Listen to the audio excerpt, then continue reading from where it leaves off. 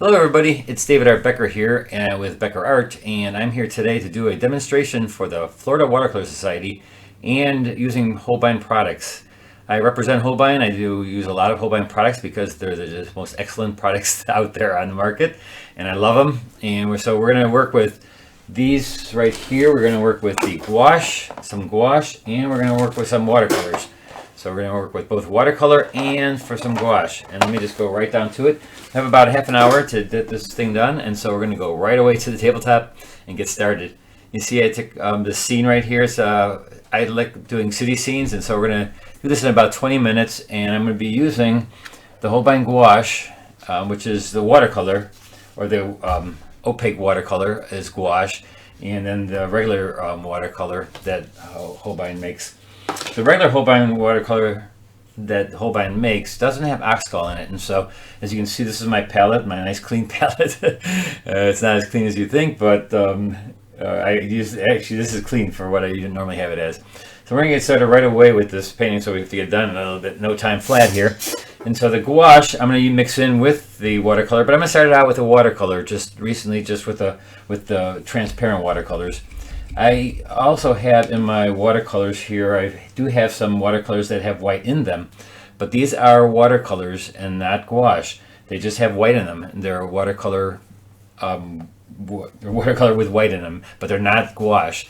It's just the regular watercolor that Holbein makes. And so I'm just going to go right in here and wet my surface, and I'm going to use this watercolor that Holbein makes, the original, not the original, but the regular watercolors. I use them, and I tell my students to use them because I squeeze the whole tube out into the tray and they never dry out. They never dry out to a hard clump, and that's just phenomenal for me. And for the students who don't paint every single day. I normally paint every day, but I squeeze out the whole tube and it never dries out, and even for my students. And so I'm going to use, like I said, I'm going to use the Holbein paints, the watercolors first, and then I'm going to use the gouache into that. And actually you can use them both together. See, if I wanted to use a little bit of the gouache, I can use the gouache in a way like a watercolor. I can put it in, so I can just put it in there and use it kind of like a watercolor. And so it's going to be used. And nowadays, in the old days, people always thought that gouache had a lot of white colors, colors that with pastel, they're very pastel looking. These are nothing like that. They're just so super finely ground, and they have such great pigment, vibrant pigment in them. They almost look like the watercolors. I don't really see that much difference. The only difference I saw, and this is the first time I'm using them, is that they squeeze out a little bit thicker so that you can use it like a gouache that's thick. And I know a lot of oil painters, when I was at this last plein air event, a lot of plein air people that usually use oils are now using their not watercolor, but their gouache as their medium. And so that's a pretty cool thing. And then I saw they're using this gouache and the acrylic gouache, because Holbein also makes, an acrylic gouache. So here right now, that is a little bit of the gouache, that little purple I used, and here I used lavender, which also has white in it. And I'm just putting this down into a wet wash so it'll create its own soft edges. And so I'm kind of mixing both together, and you can do that. Now I wouldn't suggest putting these colors into your watercolor palette, just because they're different, and so you know which ones are your gouache and which ones are your watercolors. Though in the long run, it really doesn't matter because you can work them all again the same. Though when I work it a little bit thicker, I would rather use the gouache for that.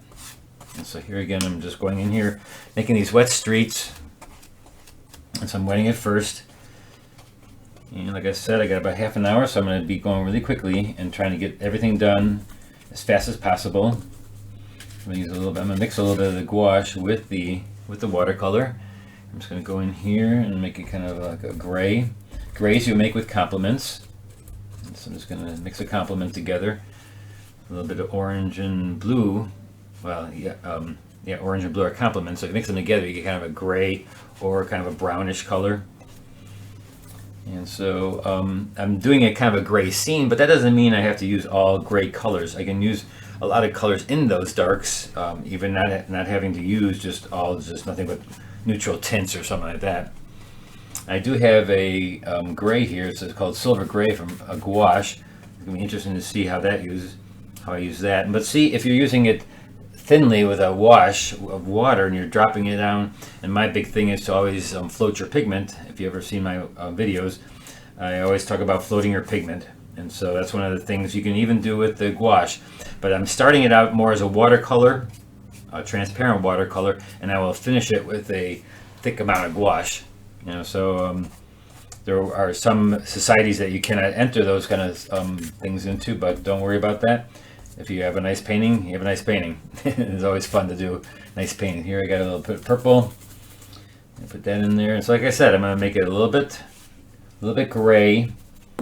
And I'm kind of mixing both together because I want to see what the gouache feels like when I'm putting it into a wet wash. And here I'm kind of, see, I'm getting the street in there, and so let me just stand up here a little and just get a little bit more looking above it. And so here I put a car in here. I changed it around a little bit. There was some kind of sign in the middle of the street. So I'm gonna put a car there. And here we got these buildings. And so and then we can show like texture by spattering on there. A little texture for the road. And so they're going to go in here and get to the background, because I did the background sky with it was just my lightest light. And if you look right there on the side of your screen, there's the picture. And I added a little building here because I didn't want just a sliver of the building over there. So I'm going to work from the background and just get the background kind of done with a lighter buildings. And as I come forward, I'm going to get brighter and more colorful. And I'm also going to get darker and more contrasty in my center of interest. But back here, we're going to just keep it nice and loose, and keep it nice and into the distance. So again, as you come forward, you're going to get darker and darker and darker. And it's kind of funny because I tend to not use a lot of darks, and I do use black. A lot of watercolors don't use black in their work, but I do. I saw Andrew Wyeth went to one of his shows of museums in Rockland, Maine, and I saw a great painting of blueberries, and it was all done in black and blue. And after I saw that, I said, you know what, I'm gonna start using some black myself because it just looks so amazing. I always say too, what you can do is, if you have the black and you want to make it colorful, start out with the black and then put color into it. Like there's a black, I put it more of a black. I actually use black and a little bit of gray. And so I'm going to put some like a alizarin crimson into that. You know, and I can even put some orange into that. My complementary colors today are going to be, let's see, what are they going to be? I got a lot of purple, so purple and yellows, I guess. Or maybe we'll go with maybe purple yellow. We'll go with that. And so the yellow will be like an orangey yellow.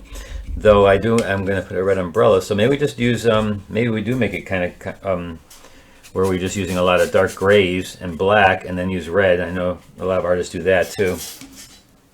Well, we'll see as we go along. We'll see how fast we can change our mind on what I'm going to be using. So here again, I'm getting warmer. So I'm going to use try a little of this red gouache here.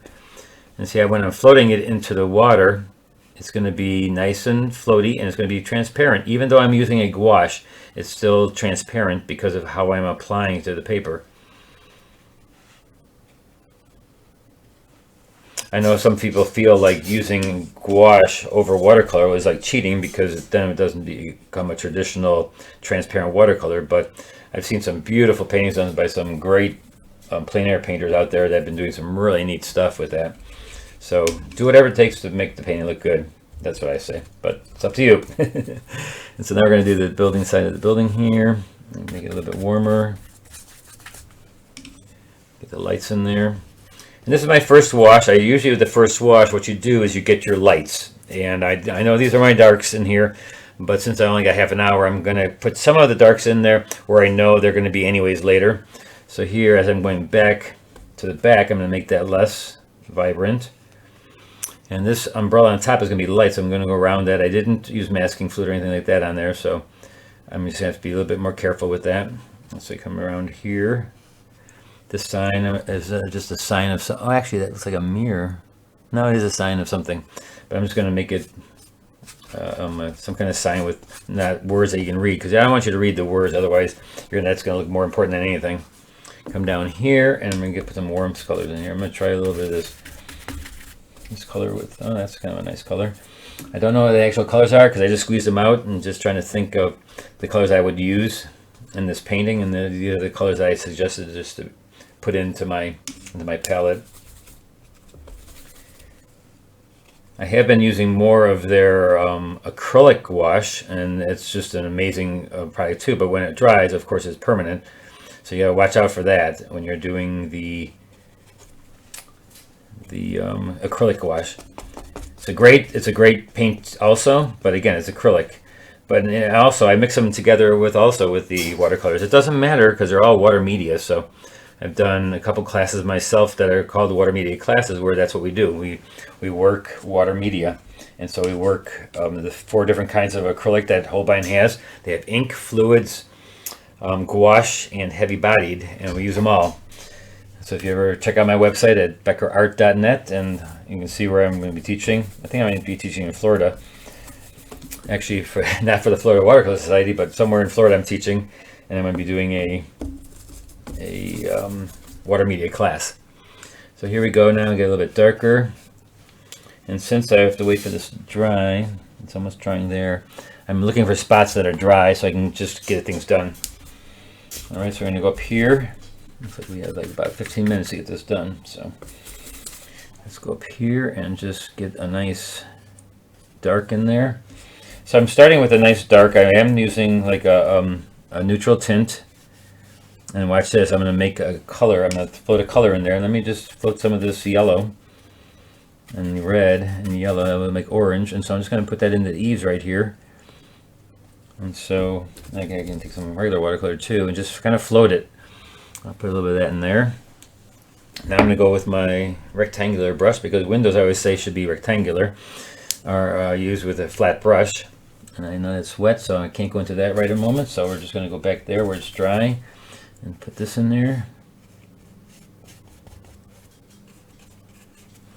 And since the umbrella is dry, I might as well wet it up and get that done. So what I'm going to do is I wanted to be a soft edge in there, so the outer edge will be hard, but the inside edges will all be soft. So I'm wetting it with just a dirty water brush, because sometimes what you want to do, you just want to put the water down, but if you can't see where you're going with clear water, then just put a little bit of dirty, don't clean your brush out completely, and that way you see I got a little bit of the gray in there. So now I'm going to make this umbrella red, and so I'm just going to go in there and take the gouache, because I do want it to be thick and almost opaque, and so that it doesn't show what's underneath it here. And so it is an opaque watercolor, it's gouache. And so we're going to get this part a little bit darker. I'm not going right up to the edge because the edge is wet, and now I'm going to make it a little bit darker with a little bit of purple. And again, I'm using the gouache part now. It's thicker. It's a little bit thicker pigment. It seems like it's a little bit more stiffer than the watercolor. The water is more creamy, and the gouache is also creamy, but it's just a little bit thicker so that you can pick up almost like an oil or an acrylic, which is actually kind of cool. And the things that I've seen people do with the gouache, and even not even on paper but on canvas and stuff, and really looking pretty neat. All right, so there's the red, maybe a little bit darker red on this side here. All right, so there's the umbrella. We'll give this person maybe a little bit of red in his whatever he'll have a red purse, a red handbag. And then we're going to put this person's right in there, because again, we don't have that much time, so we're going to go right in there. Let's do this little hair in there, or her. We don't know if it's a guy or a girl. So we're just going to put that in there. And then we're going to go right into his or her shirt here, or coat. Let's make the coat maybe a little bit nicer. Let's maybe make it a purple, or just a really dark, maybe it's a black jacket, and it's reflecting the red into it, because even if you would have a black jacket with that kind of umbrella red, it would shine red right through the umbrella, and give you that nice look. And so you can start out with black and then put other colors into that. Okay, right from there, right into his legs. Let's give him some lighter pants, probably some blue jeans, right? And so we're gonna get some blue. Let's try some of this blue here from the gouache. And that way it'll definitely fill in really nicely. Wet it. And see, again, I'm using it like a watercolor. I'm not using it like a thick gouache, like an oil where you take it thick and put it like heavy bodied. I'm not doing that right yet. I'm still going to do the watercolor like a watercolor. And then when it dries, little by little, I will put little dots and things in there that I need to have on top of the watercolor and be opaque. And so I'll just wait for the end for that. All right, and so let's just go back here and see if it's getting a little drier. So I'm going to come forward and make things a little bit darker underneath there.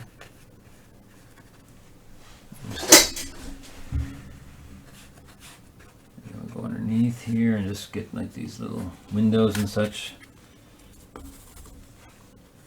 All right, and then these I think are getting dry, so I'm just going to come right down here with my flat brush, because flat brushes are great because they're rectangular and you can make rectangular shapes like windows, which are rectangular, right? And so just go right in there really quickly. There's my window. Here we have little parts of the sign. And so let's get a little bit more of this background done here, which I started with a little bit more violets. And so I'm just gonna just dab a little bit here and there. And this is a pretty loose painting. I'm not making it too tight. It's not hyper-realism here, for definitely not that. But then we're going to put a little red and a sign back here. And so there's two people back here too that we're going to put in. And so let's just get a little smaller brush to get some of the detail from the background done. So here we have a person, another person underneath an umbrella. Give them legs. These are the carrot sticks people. Or like I like to call it, Bob's Blobs. Robert Wade taught me how to do these blobs. Or like my students call it, David's Dabs. These are David Dab people. And so there is a little bit thicker. And see how when you put it thicker, it just covers up anything underneath it. It is opaque. You know, it's opaque watercolor.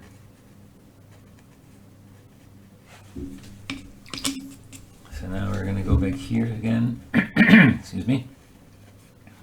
There's a car right here, and usually in a car you do the windshield like it's dark on the inside, and then there's maybe a little bit on the top, and then I do underneath it. And then I do underneath in the car, and there's like I said, there was a sign in the picture. I'm not sure what it was, like a blockade sign, but I took it out of there and just put the car in there instead. And I will make it so that his headlights are on, and I'll put that into the street then later too. Make that part of the painting.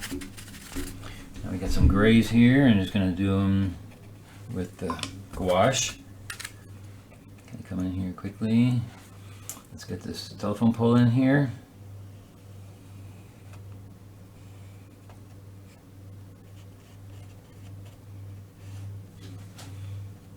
So we're going to go with a nice awning here real quick.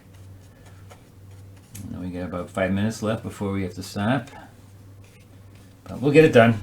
I always get my paintings done in the amount of time. I used to be an illustrator for an advertising agency, and I was a storyboard artist, and when we had to get something done, it had to be done at that time. You got it done no matter what.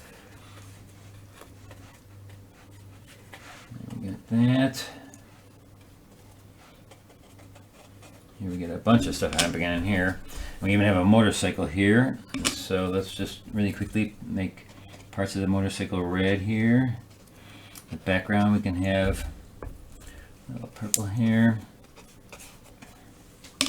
And you notice I'm using a little bit thicker paint, and so that it just stops and is really thick right on where you need to stop. And there's no soft edges when you're doing hard, thick like that. It's just hard edged. There's no water in there, so we can just let it be what it is. Or we can have it hard edged, and here's a sign of some type. And here it looks like all this in here is kind of dark, so let's just go in, wet a little bit of that, and just get a bunch of darks in there. I'm really loving this gouache now because it's really neat because it's thicker and it'll stop even if I have water. It'll stop because it's a little bit thicker. And it's made for that. I mean, that's why opaque watercolor was invented, probably because if you want it thick, that's a great paint to use thick. Here we get the tire real quick. Muffler, another tire. Background, and then we're going to take the rigger brush and we're going to see what that's like. Let me do the front really quickly again. Let's go quickly in the front here and wet it and get our nice wet edges again. And I also can give it texture by going across quickly. See, I'm just going to go across quickly, pick up the texture from the paper. And of course, I'm using my Stonehenge Aqua by Legion. They make a great paper. They even make this paper in black, a watercolor paper in black. Can you imagine that? Come to my website one day and my YouTube channel and find out and see some of the paper I've been doing, or watercolors I've been doing on black watercolor paper. Of course, you have to use white when that, but it's really a lot of fun. You gotta check it out. So here, get a little bit of more in here. Get this coming down, bleeding down here into the street. And so what I'm doing is I'm getting ready to use the white gouache and the white pigment in the gouache form medium, so I can just pile it right on top of there wherever I need it. I can even do that with the thicker black too if I needed something a little bit darker. Right now I'm still trying to get the washes to look more transparent, only because I want it to look like the street is wet. And actually, let's get the lines in there real quick, and then we're almost done. So we're gonna go in here and get a few lines. And these lines you see that are wires, I'm using my rigger brush and go really thin. Sometimes you can even use the pencil lines, or you can erase those afterwards. I'm just going real quickly with the lines. I'm not sure where this picture was taken. Somewhere in the Orient, it looks like, in Asia somewhere. Here's the.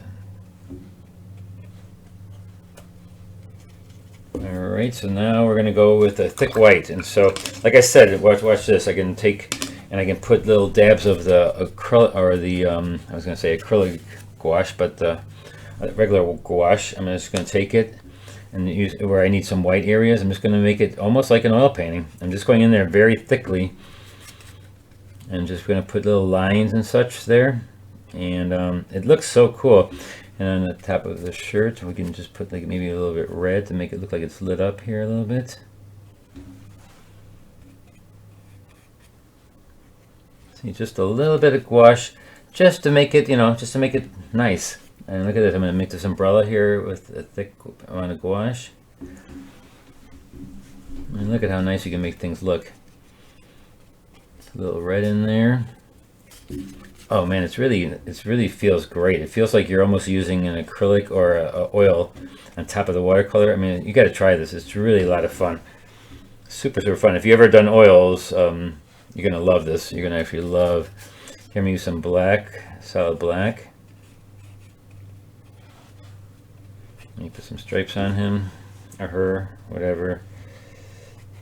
And then we're gonna do a couple little bit of maybe some pavers on the street. How about that? We can just go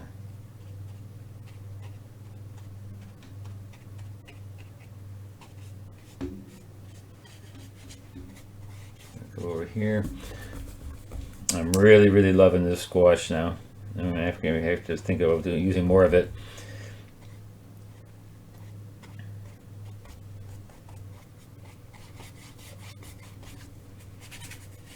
Get my lines in there. Let's see.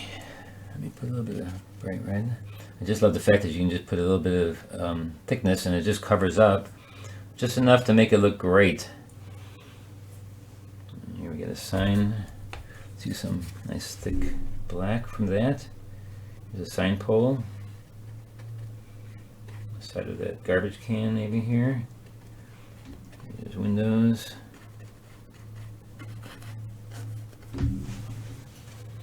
Okay, I think we ran out of time, and so that was about half hour. And so there you have it. Watercolor, regular watercolor, Holbein watercolor, and their gouache. They're not their acrylic gouache, but their regular Holbein artist gouache, they call it. And I used the different colors from both these packages. I used some from this. They're different colors, and they're different color schemes. I think they have three different colors sets. And so take a look at that. Look them up at any of your art stores. And so there you have it. Hope you enjoyed it. And if you need any more information about the paints of Holbein, just go to Holbein. I think HK and Holbein. If you can look online, and you can just ask questions there. And they even have a telephone number there. You can call them. All right.